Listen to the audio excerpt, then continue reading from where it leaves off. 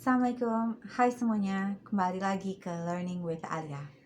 Hari ini kita mau menjawab beberapa pertanyaan yang sudah teman-teman kirim di Instagram Learning with Alia. Okay, so let's get started. Pertanyaan pertama, ada yang nanya asli orang mana? Okay, kalau saya campuran, ibu saya dari Bukit Tinggi, Sumbar, dan ayah saya dari Kashmir di India. Dan Ahmad? Nama saya Ahmad. I'm from Morocco. Ahmad is from Casablanca. Mm. Okay, second question. Sudah berapa lama tinggal di Maroko? Kami sudah hampir 2 tahun tinggal di Maroko. This will be our second year, right? Yes, in second Morocco. year. Kami pindah ke Maroko bulan Maret tahun 2019. Okay. Yes. Next question. Adat istiadat di Maroko bagaimana? What are the customs that you'll find different with the Indonesian Yes. in Indonesia? The custom in Morocco, just for your information, you guys may feel strange being in Morocco for the first time. Here in Morocco, the adhan is when we do the adhan is we say, for example, Allahu Akbar 2 times for the adhan. In Indonesia or Malaysia, you have to do it 4 times. So don't feel strange. So we are following madhab Maliki. So all madhabs are correct.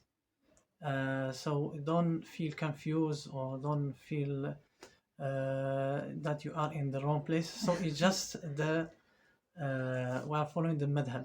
And I'm telling you, there is no such difference between all madhabs. Okay. All right. So you want to talk about something else?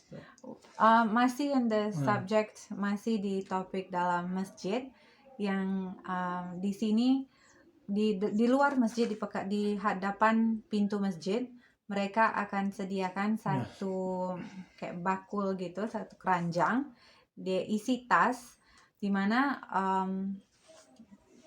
para jemaah yang mau sholat sepatunya tidak ditinggalkan di luar masjid, di pintu masjid. So here they will use the bucket for when you do wudu.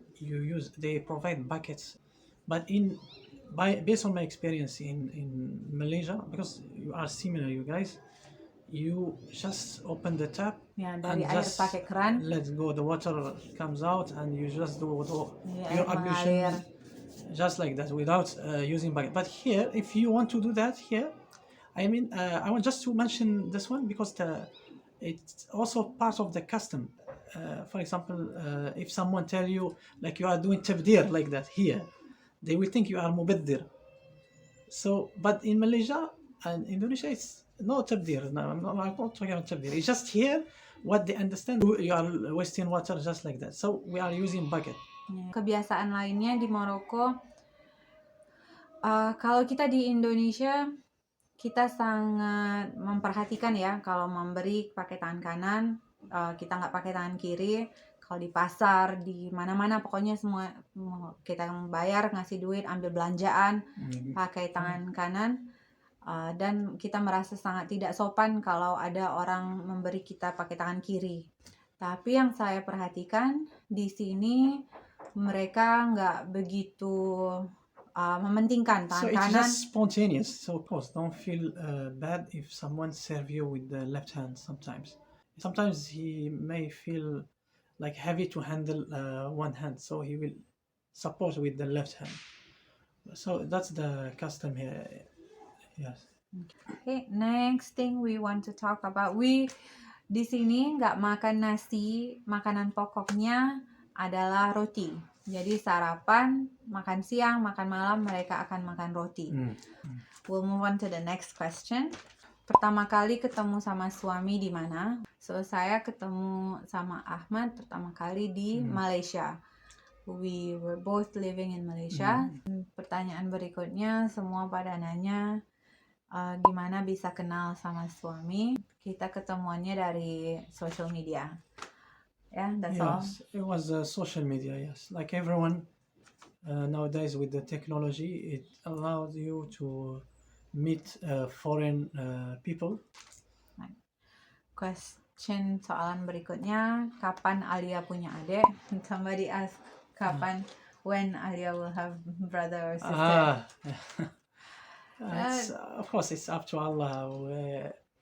Everyone wants to add one more baby. Of course, we wish to have, but everything has its own time. Of course. Everything has its own. Dari Of semuanya course, of dari course. Allah.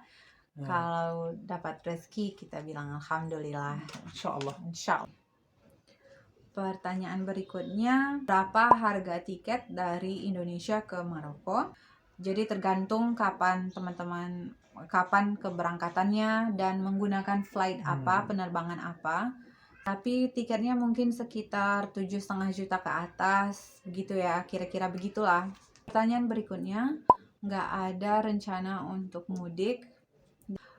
Of course ada, tentu aja ada, tapi belum rezeki. Kalau ada rezeki insya Allah kita semoga Allah mudahkan, semoga Allah lancarkan, semoga Allah lapangkan rezeki kami juga, kita bisa pergi ke Indonesia insya Allah.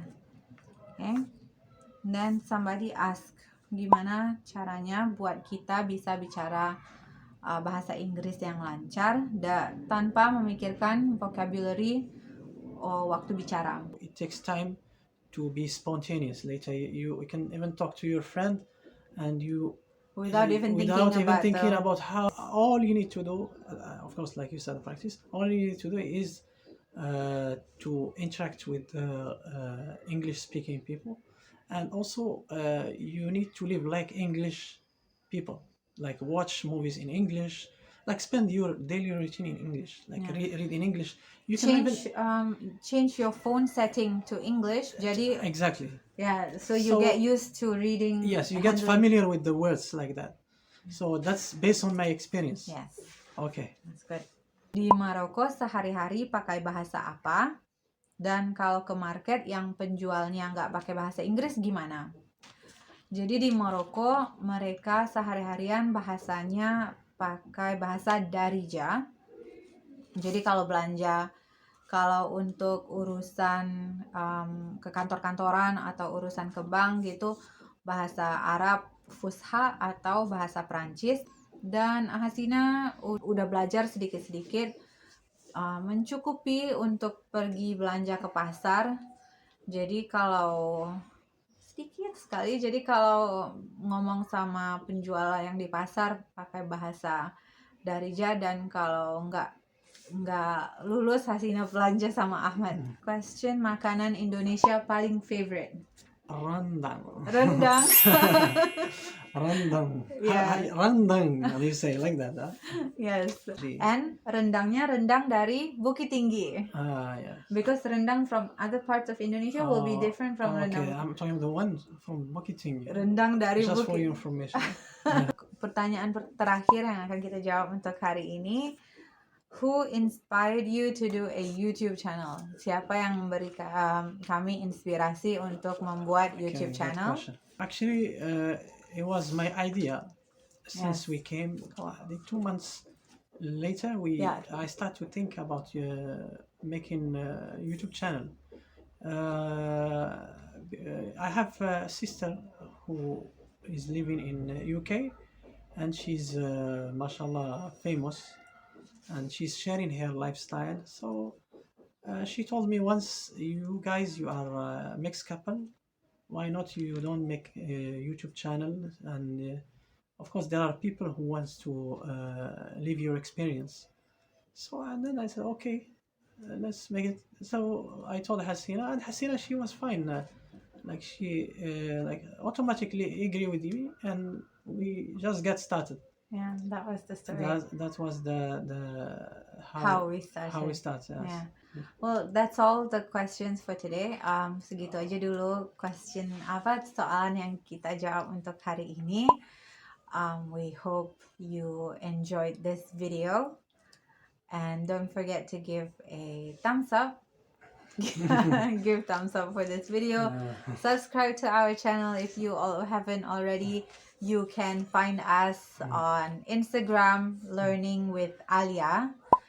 And see you in the next video, inshallah. See you in the next one. Assalamualaikum.